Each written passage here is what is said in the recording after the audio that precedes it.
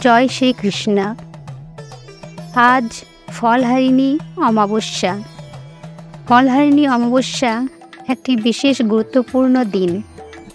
এই দিন আমরা যদি মা কালীর পুজো করি এবং তার সঙ্গে বিশেষ কিছু কাজ করি, তাহলে আমাদের সৌভাগ্য ও সুখ সমৃদ্ধি ফিরে আসতে পারে। এই বিশেষ তিথিতে যদি আমরা মা কালীকে সন্তুষ্ট করতে পারি, তাহলে তার আশীর্বাদ সর্বদা আমাদের ওপর থাকবে।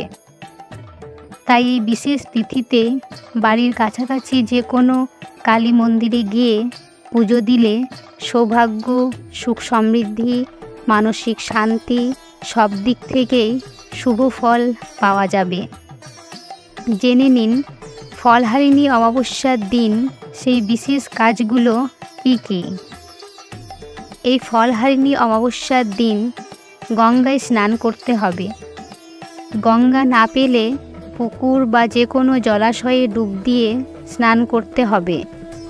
তারপর অমাবস্যা তিথি যখন থেকে শুরু হবে, ঠিক তখন থেকে মৌনী ব্রত শুরু করতে হবে।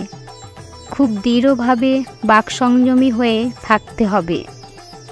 মৌনী ব্রত পালন করার সঙ্গে সঙ্গে মা কালীর চরণে আমাদের সাধ্যমতো যে কোনো একটি ফল 1 বছরের জন্য দান করতে হবে। দান করা ফলটা 1 বছর আর খাওয়া যাবে না। এই দিন অশ্বত্থ গাছের পুজো করতে হবে। অশ্বত্থ গাছ পুজো করার একাধিক গুরুত্ব রয়েছে।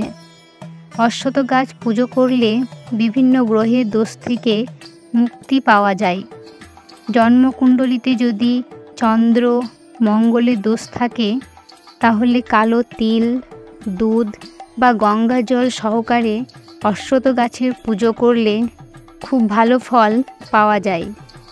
এই দিন মা কালীর সঙ্গে শিবের পুজোও করতে হবে। নিয়ম অনুসারে পঞ্চামৃত দিয়ে শিব ঠাকুরের পুজো করতে হবে। এই দিন পুজো হয়ে যাওয়ার পর কোনো গরিব দুস্থকে বস্ত্র ও খাবার দান করতে হবে।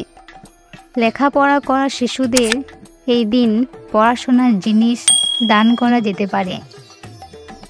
বন্ধুরা, ফলহারিণী অমাবস্যায় এই বিশেষ কিছু কাজগুলো করুন এবং নিজের ভাগ্য বদলে ফেলুন।